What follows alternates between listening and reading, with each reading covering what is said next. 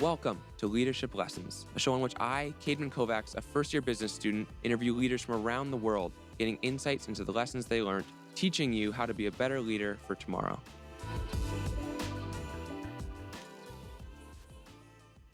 So we are here with Jenn Harper, the CEO and founder of Cheekbone Beauty. Thank you so much for letting me have you on the podcast today. Thanks for having me.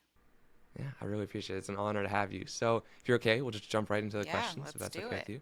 Okay, so what does the word leadership mean to you? What does the word leadership mean to me? I think for me personally, it means someone that is the one who is carving out a trail or a path or sort of took the lead on starting something new. But then it also can mean like someone who has the map and the direction that you want to go. So you're the one doing the work of sort of removing the things along the path and creating a path for people that are coming behind you. And then you also have the roadmap or the idea um, that you want to see come to fruition, but also understanding while you're on that path, things change and you may need some other tools to make things happen and even change direction slightly, right? So Yeah. just being able to handle all of those things really well. hmm And that person with that map, you think it's almost like a precursor to being a leader when you have that idea in the back of your head, or yeah, like how would you define just that person with the map if they have yet to take that action? Yeah, that's a great question because I really do believe that every human has the ability to figure things out and start something and build something. I believe we're all uh, like born with the stuff in us to do those things. However, life, environment, family circumstance, like there's so many circumstances where you're born in the world um, that do people take advantage of the thing that they are actually innately born to do. And that's for all of us. It's about finding our purpose on the planet, right? And a leader that's ready and equipped can take on the challenge, but some of us aren't maybe at that certain points in our life that have that ability and or maybe need help from another leader to show them that they have the skills to do those things. So it would be a lot of work for some folks, and then some people it's just comes naturally sooner because of all of the right conditions, right? The family you're born into, the country you're born into. So I really believe we all have it in us. It's just like when and how it emerges, the leadership. So like giving yourself that grace to recognize that it's a journey. It's not like just an innate skill that we Yeah. have right from the Yeah. get go. I love that. That's amazing. It also forces us to think about other people, which I really appreciate. It's a new perspective. Okay, if you could have a dinner party with 5 people, dead or alive, like dream dinner, who would those people be? Oh my goodness. Wow. It doesn't Okay. have to be five. Like if it's just the top 3 that come to your head, or like kind of an Yeah, essence yeah. of a Like person, I that's okay too. for sure would like, oh wow. This is hard because there's so many people. Um, oh my goodness. Like of all of the situations and the wars in the past and wow. So I'm gonna pick Alive first, just because I think this might be easier for me. Because a lot of really great people are interesting people, not even necessarily great. They're just interesting, and you want to learn things. So Alive, I'm just I've like always been. This is so weird. I'm Gen X. I had maternity leave. I had 2 kids, and became obsessed with Oprah during that time, and so I've always been a big fan. And to see how she's built her brand, so Oprah and Martha Stewart are 2 people that I would want alive. It's only 5, right? Yeah, that's the hard part. Yeah. Okay, so alive, Oprah, Martha Stewart, and Sarah Blakely. Those are like founder of Spanx. I really am a big fan of her as well. So those are oh my goodness, and Taylor Swift. Yeah. Well, she's Uh, coming. She's coming to Canada now, right? she's here in Toronto right now. Yeah. Are you I'm you're literally you're you're feeling the hyped up? vibes Yeah. of Taylor Swift in Toronto right now, and my daughter and I are going to the show next Friday. But so okay, so it's 4 live people and 1 dead, and the 1 dead for me would be Jesus. But I don't even think that would be possible. But if I got to choose that, that's who it would be, just because I grew up as a Christian, and I think And there's this book that's stood the test of time that he's in, and all of the, like, if you read about his qualities, they're pretty incredible. And I strive to be a really good human, and he was definitely one of the best humans that ever lived. So just like those inspiring people around you, kind of Yeah. building up that. Yeah, I love that. So you're here in Toronto, like you just mentioned. What right now is usually the best part of your day? The best part of my day is when I get to go to bed. I like love bedtime, and I wish I was like this my entire life, but it came after 40. But I love going to bed, especially at this age and understanding the power of sleep and what it does to our brain. Like all of the like it's going to exit all the stuff that I don't need there. It knows that I need the information that I retained from a meeting or an event that will move the business, my personal life, something on the right. Like, I just love knowing that this is when our brain is working on the rewiring things, and only with proper rest and sleep does that happen. And when you have a good sleep, there's nothing better than how you feel the next day. Yeah, it's like the ultimate self care, right? It's like Yeah, it and helps us I am, process the my day. husband is so jealous, but as soon as my head hits the pillow, I am like out. Like, Yeah, it's because, you're an entrepreneur, you're literally hustling from the moment you wake up to the moment you go to bed. So when you hit that pillow, it's done. I love that. Okay. And you're talking about hustling constantly. If you were to look back at your younger self, what advice would you give them to encourage them, to uplift them, to help them on their journey? Oh my goodness. So many things.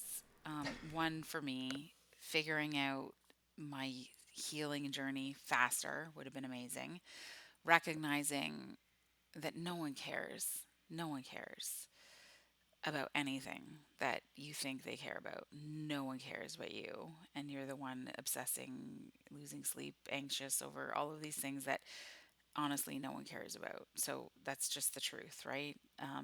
And our short time on this planet, if you could waste less time worrying about all the things that you think people care about, but they actually don't. So, wish understanding that, and not in like this mean way, but like it's just like no one, like we're so, humans are so self-absorbed that we think, especially in your younger years, you legitimately think people are thinking about you, but they're not. Hmm. Yeah. Just giving yourself the freedom, be It's like, these just people like, do not care. no, and nor should you, right? Yeah, but it's hard, and that only comes, I think, with maturity. But yeah. Hmm. And that healing journey too that you talked about, do you think it would be possible for it to happen faster with just more information, or what would that look like? Because there's that It's a debate, great right, where it's like question. maybe you need Yeah. time, maybe it needs to be more of an information piece. What was that like for you? Yeah. Wanting to fix my personal side of my life earlier is definitely, I think, would have been beneficial. Because when you have addiction, I'm a recovered alcoholic, and it impacts other people in your life. So that's for me. I was like, it would definitely.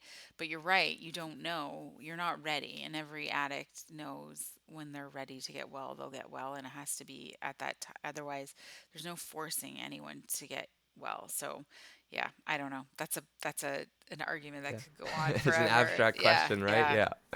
Yeah. Okay. What skills or qualities would you give like a leader or a youth today who is going into the world to ensure that they have or find success in their journey? Hmm. Okay. This one is, it's a tough one because people, like, in we always lived in this space where we think this is a bad quality, but I'm a firm believer in like this authentic humility where we're recognizing how much we don't know constantly, and everyone you meet knows something more about something than you do, and that literally will help you create some balance in your own mind, despite how much of an expert we are, or think we are in one area. We're just not. We just know so little, like we really do as human beings. And um, walking through life with this humble thread is important. I think it helps with relationships in your personal life. It helps with relationships in your business life, and it helps you pause and reflect and really do less damage. Um, I think human beings would have done less damage to multiple things, including ourselves, the planet, if we actually got humble and recognized what we don't know. Like, so I'm always nose deep in the sustainability space because of the work we do at Cheekbone Beauty. And what I've really learned is like, you can't be delusional about us as human beings fixing the destruction we've done to the planet. And there's so many people, like, especially I feel ego driven, wealthy, like they think we're going to go to another planet and if this one we break it, like, no, it's just not how it's going to work. Like, we were designed to live on this planet as human beings, and recognizing that, like, I feel like we just get in our own way so bad sometimes because of a lack of humility. And do you think there's a place for? It's kind of hard. It's because it has a negative connotation to it, but like a place for ego, like a place for confidence and faith alongside that humility. And if Yeah. so, how do you find that balance? Yeah, it's just constantly keeping it in check because it's true. You know what? I'm so proud of the business I've built and the things I've accomplished, and um, recognize that it's not easy everything that we've done, and you can have a really healthy confidence in that. You can have healthy pride that does exist, because it's got to be balanced out with that thread of humility. So it's got to be both. You never want to be like, oh, I'm so weak and human, I don't know anything or can't do anything. I'm so, like, that would be awful. So then it's just being in check and in balance. And we have, like, this is a daily practice for us as human beings. Like, we need to check these things regularly. Like, question, analyze yourself. Why did I react in this situation with this person? Is there a thread of jealousy that I have or envy because of something that they have that I don't? And if you're just constantly in these internal conversations with yourself, you're going to help yourself stay in balance because it brings you back down to reality, right? And if you have great family and friends, they're I have young adult children. They are the most humbling things on the planet, right? Yeah. That's awesome. Yeah. So having those people even around you, if you know that you can't always hold yourself accountable to that. Yeah. Okay, it's amazing. And you do incredible sustainable work at Cheekbone Beauty that you've mentioned. So I wanted to talk about being a B Corp. And as kind of a student in business, if you wanted to talk to other students in business, what is working for a B Corp like? And why should they kind of be considering that as an option instead of just going more of the traditional route?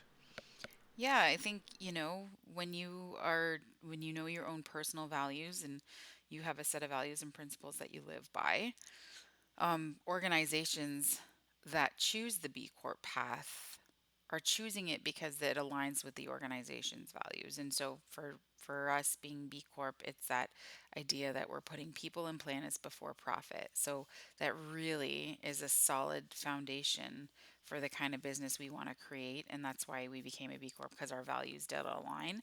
But if you personally are new, young, and coming out of school, you can decide what you want to do and who you want to work for.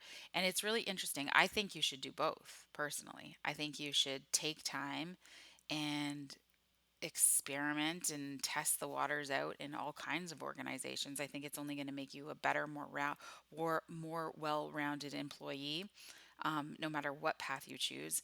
And my advice that I think young people, um, would be really valuable to them, because as the owner and leader of an organization, when I have someone that comes into the team and they find a problem, they're coming back to that with me with multiple solutions, right? Anyone can find problems. The greatest employees come with solutions on how to fix it. And that is honestly what every organization wants, is people in their team like that. And the only way you're going to learn about solutions and solving things and finding problems, because nobody wants an employee that's ignoring all the problems either, right? You will be gone, you will not last. But if you're finding problems, but then not, and you're doing okay, but when you're then that level of, I there's a problem, but here's two three solutions for this, right? Then you're exemplary, you're going to stand out. And I just love that, you know I now recognize when I hire, like, those are the kind of people that we look for, especially as a startup small team. We need people that are just constantly recognizing problems and solving for them. And I think that when you start in your careers, go work anywhere and everywhere you possibly can. Yeah, and never be comfortable ever. That's like, to me that feels like death, but I know for a lot of people they choose comfort. I would feel like I'm dying if that was the case. I'd be like, I need to be uncomfortable to know that I'm improving, whether it's in my personal life or professional life. Yeah, it's a sign of growth, right? We should be Mm-hmm. able to recognize that pain is a sign of growth to a Yeah. certain point, right? Yeah. Okay, this is kind of it's going to start off with a sad statistic, unfortunately. But in Canada, there are more CEOs named Michael than there are female CEOs Yeah. of big companies or organizations. So I want you, if you're okay with it, telling our listeners more about the matriarchal style of leadership within Cheekbone Beauty and within your Indigenous community and heritage. So you don't Yeah. see much of that in like leadership podcasts like this. We mostly see like these white dudes named Michael, these CEOs. So I want to get your unique perspective. Yeah.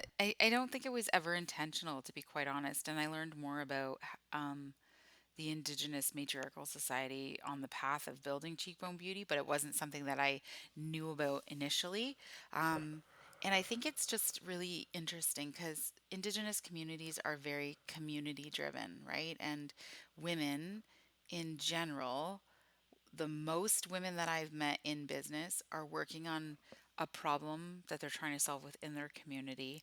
And the business has this thread of giving back to community.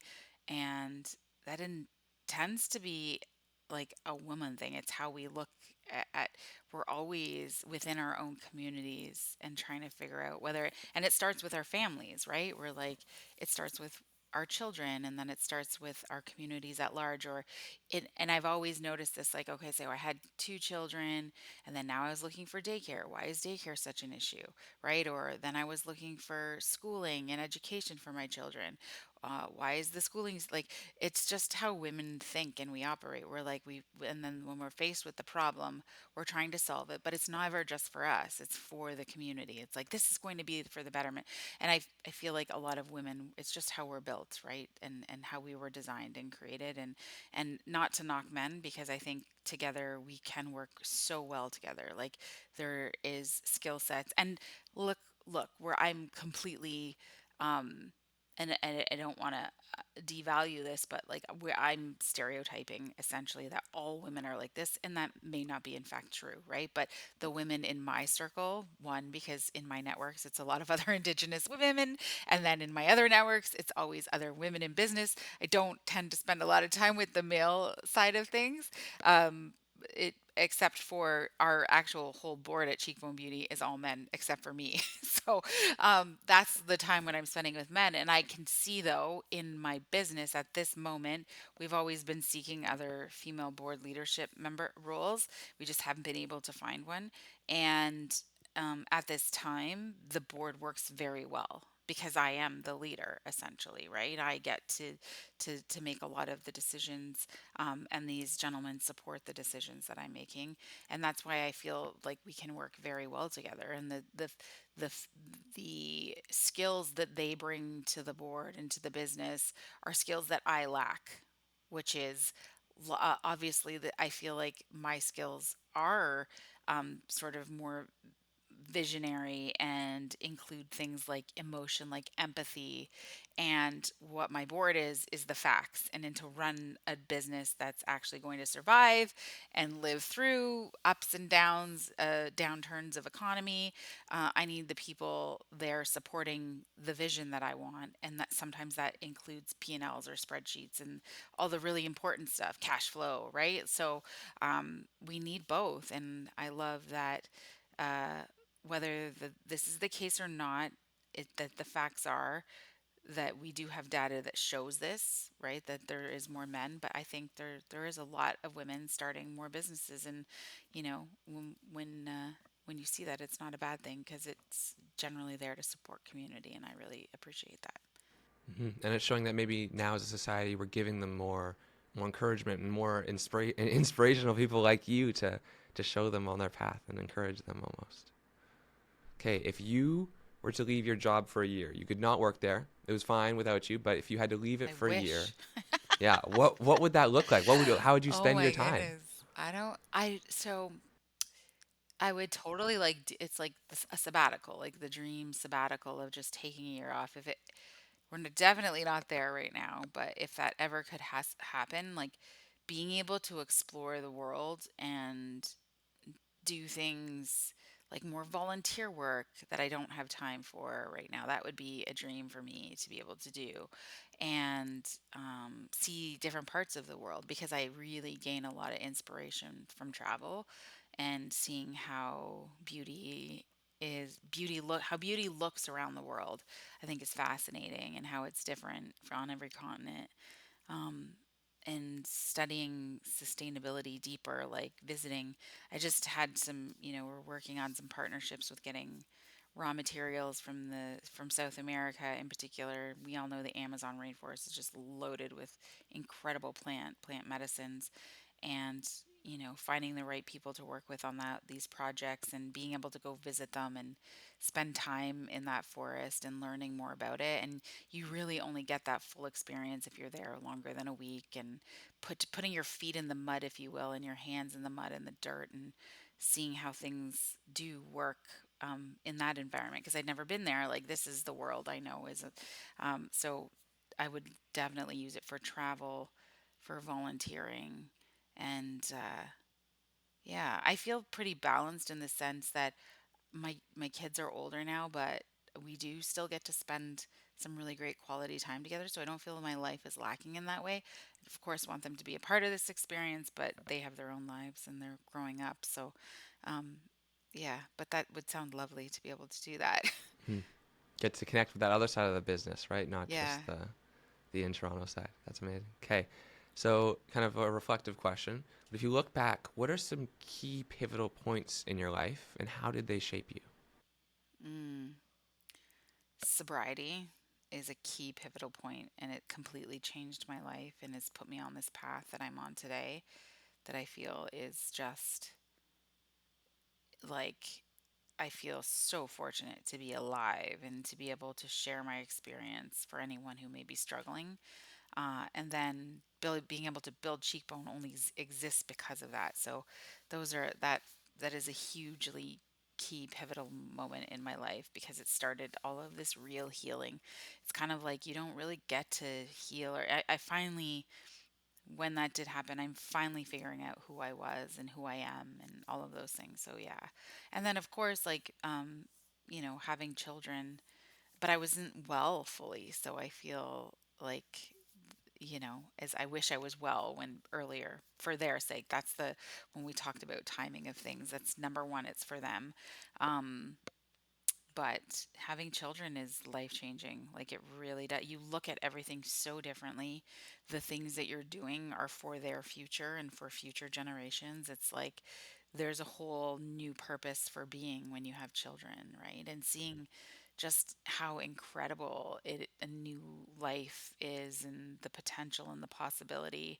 And then, yeah, so those for me are like two big, big, powerful, pivotal moments. And what sparked that need for change, that need to change and heal with yourself? Was it just constant reflection? Was it kind of a moment with a conversation? What was it? My husband, in full disclosure, was ready to like leave and take our kids. And at the time, so I'm 38, my daughter was 8 and my son was just turning 12. And I was going to lose everything if I didn't get well. But it was also, I was really sick, and addiction is horrible. And if he didn't say that, maybe I never, you know what I mean? How they talk about in addiction, there's enablers. And so, sometimes I've said to him, why didn't you say that sooner? Because maybe I would have, and this is, but those are just sort of woulda, shoulda, coulda, if, right? But it was the right moment that he said it at that time and that I was ready to get well, right? Like, so that's because for anybody in addiction, no one decides when you're going to get people. I know people that their partners have said that and their partners have left and took their children and yet they're still sick. So it's like but the situation and the timing has to align. Yeah. Yeah, it's a journey. Like we don't have to force it upon No. ourselves. It's you have to give yourself the space to make that decision. Yeah. Okay. So as a Makeup Brown founder, I wanted to get your opinion on what is the value of expression in society. The value of expression in society. We live in a really interesting place. Like we get to choose. We have a lot of choices. I mean, especially at this part of the world where we live. So choice um, is is ours here. And what's really fascinating about beauty is you get to choose what brands you support, what products you use, how you want to use them. Like these are so that is like it's there's a freedom in that. And every makeup artist that I've ever met, and I myself, I've been practicing now with makeup the 10 years that I've been working with Cheekbone Beauty. So I do people's faces now. You know, I don't have a makeup certificate, but I know how to do makeup on people. And there is nothing more satisfying than handing someone a mirror when you're done their makeup and they love it, right? Obviously, if they didn't love it, that's a different feeling. But knowing that they really love and you've been a part of making someone just feel that little tiny bit better about themselves. Like, that is an incredible feeling. And it's my favorite question when I'm working with other makeup artists to ask them how much they love that. And when I then see their faces, it's like they're beaming after even being asked that question because that's why they love the job so much, right? Yeah. So Serving others and yeah, giving them I, that l- I, that li- I feeling. love that. Yeah. And that's not only that's the artist expressing themselves and the work they get to do. And then the flip side is when the consumer is doing their own and they get to do and express themselves. Like there's just such freedom in this space. Yeah, and you're enabling that to happen, right? You get to Hmm. see that. Okay, and talking about that passion, so far throughout your entire career, what are you most proud of? I am most proud of the brand that we've built in such a short period of time. I know it's mostly known in Canada, but there's still a lot of things to be proud of about that. Is just building brand is hard. And I love being in public and then someone pulling out one of their products out of their bag and I get to see it. So that's like one of my favorite moments. But then the proudest is of the work we get to do. Like we're not just a regular beauty brand. We have this huge social impact side of things that we do. So our scholarship fund, um, being thus far over the past few years, we've given out 16 scholarships. We're about to deploy more, right? This for this 2024 year. So that's always something that I'm so proud of. That's cool. And then the outward success of Cheekbone Beauty, like you talked about, is often celebrated. But what roadblocks do people kind of not see that have happened behind the scenes that aren't out there in the public for everyone? Yeah, like yeah, there's a lot. I always love that. I always because everyone's like, it's so successful. I'm like, is it? Yeah. Is it though? Right? Like there's, the few years of the tough years after the pandemic of the e-commerce space and how everything changed and then you got to go back and really figure it all out again, and that's marketing. It's always figuring it out. Marketing is probably the most uncomfortable facet of the business because it's ever changing.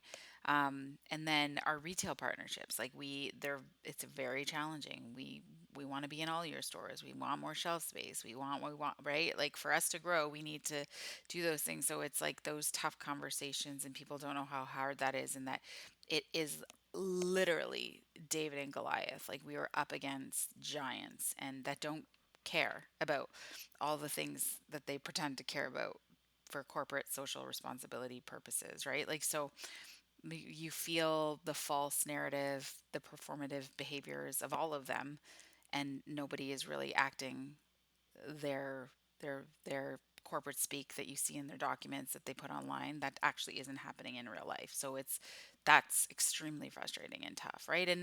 And so I don't care about those things anymore, like because I get it now. Like I'm like, no, they're just checking boxes. A lot of brand organizations are in this time and space, and so be it. That's not my problem.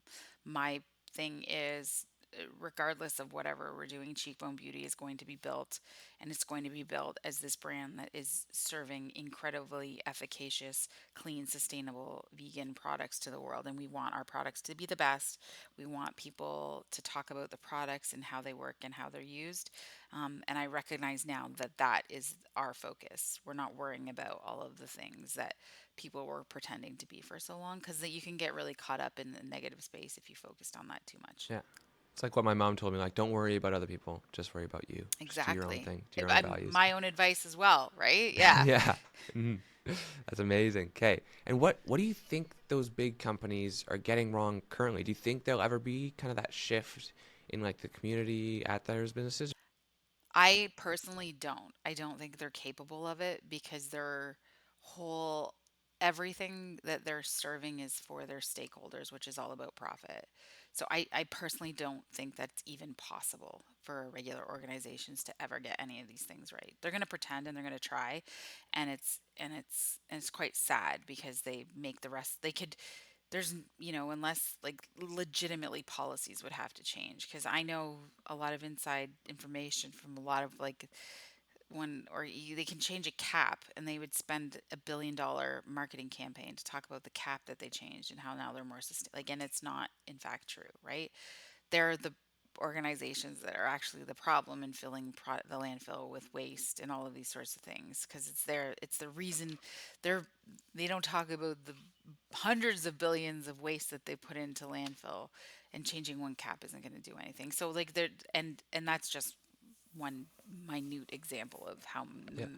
So that happens across the board. how Yeah. mixed up and messed up the whole situation is. And I'm not going to pretend to know the answer to fix it, but there's no way that they're going to ever meet the They need to standards change their structure first before they're even completely. able They'd to. have to Yeah. tear down and rebuild the whole organization, and we know that's not going to happen.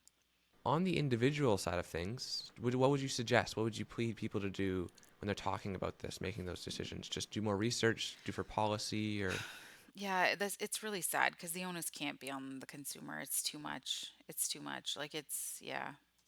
I don't know. I feel like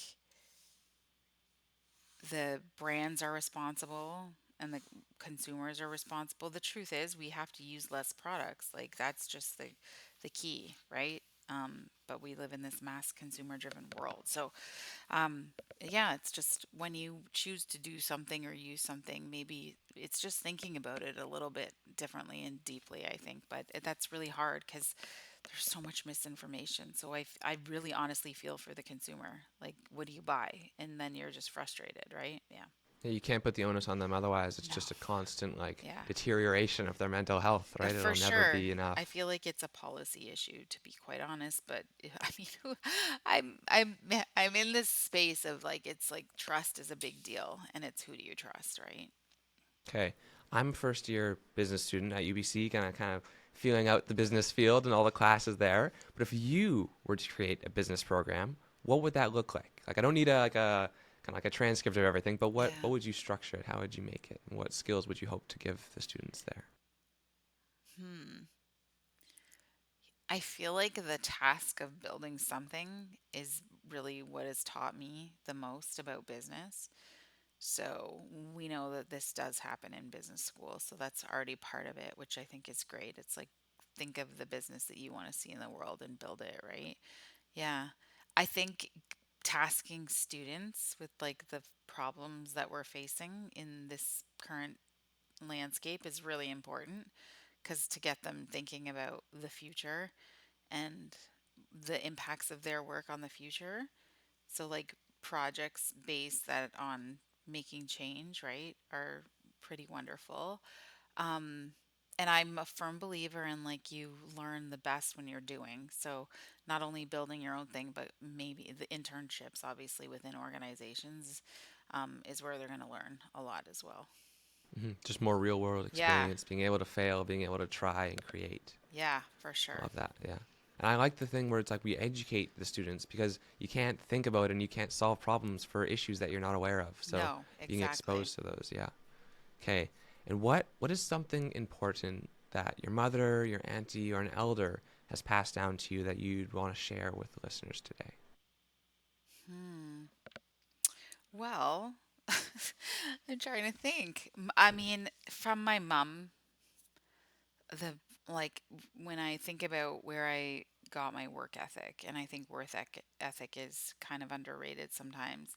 My mom is like the hardest working person I knew. Like she worked really, really hard, and so having that example from a parent is a big deal. And Yeah, I'm really grateful. I believe that the one of the greatest lessons there that I get to have had to experience is because of my mom.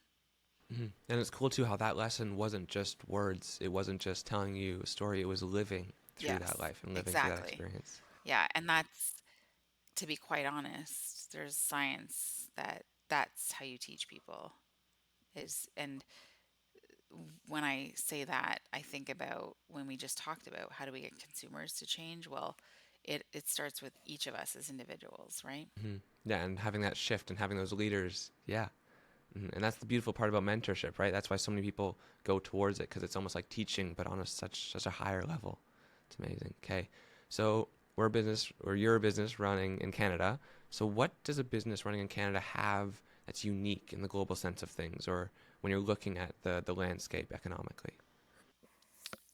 I think Canadians look at the world a little bit differently. I think as much as I feel like the conservatism of the Canadian business person and consumer is healthier than a lot of countries. So I feel like that adds value.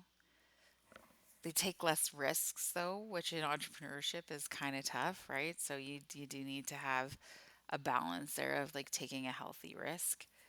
But I think just, we're known for sure as being kinder, um, generous people, and I appreciate that. I like being from Canada. And do you feel like that stereotype is still true in the business world and at the It level that is. you are? Okay, good. It Yeah. is. And when I go do business in America, outside of California, because California I feel is a lot like Canadians, in a sense that when I think of uh, our our care for sustainability in general, like California is very similar, but in the rest of America, it's a bit frightening, and I've had to learn how to have different kinds of conversations with the rest of the U.S. Yeah, like missing that sense of community or that hmm that It's belonging. all Yeah. business. You have to just really be prepared to talk business. So you're running an incredible B Corp. You're having scholarship funds for students, 16 more rounds coming out, which is incredible. So how do you sort out your priorities day to day right now?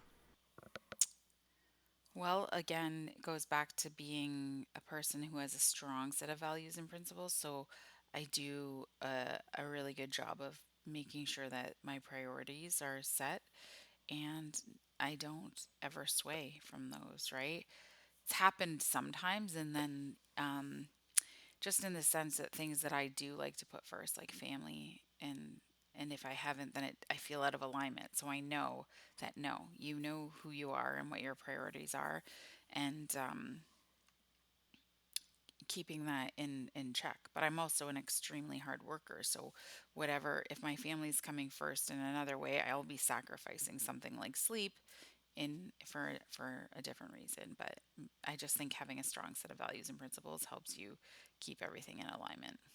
Yeah, and as a young person too, talking to all those other business students, I think it's beautiful listening to what you're saying, where it's almost like you've become subconsciously aware of when those values aren't being lived through, right? It's like You being feel it. being trying to constantly reflect and yeah, reflect on your feelings of those values that you're hopefully living your life through. What's the most significant thing you've changed your mind about? Hmm. The most significant thing I've changed my mind about.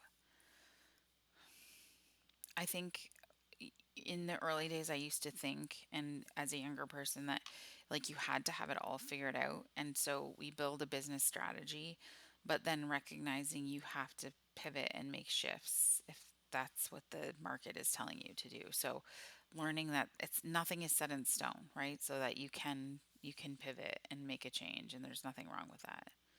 hmm Yeah, and especially at business school right now, like we're learning all these like frameworks and all these things and all these ways hmm things are supposed to work perfectly. But my econ professor's like, guys, this isn't going to happen. You got to just understand the concepts. You got to be willing to change. You got to Yeah, be willing to be flexible. Yeah, it's exactly. amazing, especially in entrepreneurship too, right? I feel like that shows itself maybe a little bit more. Yeah, yeah. Mhm. So I've listened to other interviews that you've talked about and other articles you've written.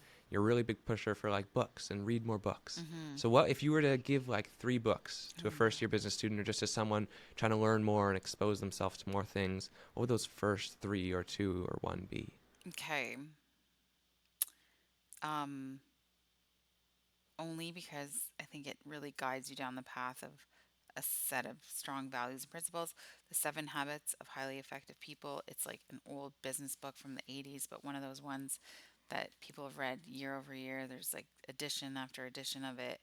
Then a great entrepreneurial journey, Shoe Dog, Phil Knight. It's not the movie at all, so read the book. It's not even close, so please read the book. You'll get an in-depth, like life lesson, personal business of all of the things. And he almost lost Nike 3 times. Like these are the real normal life stories of entrepreneurs and that are building something pretty powerful. And the third book, only because I think it's critical right out of school, is Atomic Habits. Yeah, Mastering those behaviors, yeah. mastering those goals, going towards it. I love that. Okay, we're nearing our end of our time here today, so thank you so much. But what question did you wish I had asked you? What did you want to talk about that maybe I didn't enable you I'm like, yeah, I'm like honestly, there's like none. I think you to? did a great job. I mean, I love talking more about Cheekbone Beauty and our products. So, um, but Yeah, do you want to talk to the I consumer? was Maybe like, give your mission? yeah, Yeah, maybe, yeah. my So those people who are making those decisions right now, buying those makeups or yeah, going to Sephora trying to make those choices, give them a little rundown. we're definitely a brand that it pushes this whole side in the beauty space of what we call no makeup that just adds little pops of color, whether it's in the eye or the lip. And so that's kind of the brand that we are. The whole vision and mission was about helping Indigenous people feel seen, but while we're creating sustainable color cosmetics that don't end up in a landfill. My favorite thing over the last few years, since we've really transformed this brand, we're not the same brand we were when we started. In 2016, we were using private white label, and now we develop all our own formulations. We built our own lab. We have our own chemists. We're not your traditional makeup brand. And the messages I love getting is from customers that haven't been able to wear makeup in 10, 15, 20 years because of things like autoimmune diseases. 98% naturally derived is every makeup product that comes from Cheekbone Beauty. Our mascara is 99% naturally derived, which is so hard to achieve in this space. And so I'm so proud of these formulations and that we take a serious in depth look at packaging and how things come in order to provide products that we feel to be on our level of standards when it comes to being clean and sustainable. But our website is loaded with information, sustainability reports, data on the ingredients we use, and so please have a look. And I once we get a customer, it's rare we lose them. They fall in love with the products. It's amazing too. And just looking at it, like our conversations we were having, you're willing to share that information because you feel comfortable with it. You know that it's good and it'll show the truth, which Yeah. is it's really amazing. Okay, as we're ending too, are there any leaders that you think I should be interviewing or that you want to give a shout out to that have helped you along your journey? Just Mm. as we wrap up here. And well, leaders, there's a lot that have helped me on my journey, but I think someone that you would have access to. Yeah, I was like, I don't know if Oprah's going to answer your email. Maybe, yeah, maybe I'll Or go for Oprah. I'll go Sarah Blake. Yeah, eventually, go eventually. for it. Or Sarah Blakely, or Martha Stewart. But she might, you never know, right? Um, I think there's a young lady named Chelsea, and I don't know why I can't remember her last name right now, but she started a brand called Anine in the Toronto area here, and she's also Indigenous, and I like she is a young person that's building something that's really unique and powerful, and I think you'd have a great conversation with Chelsea.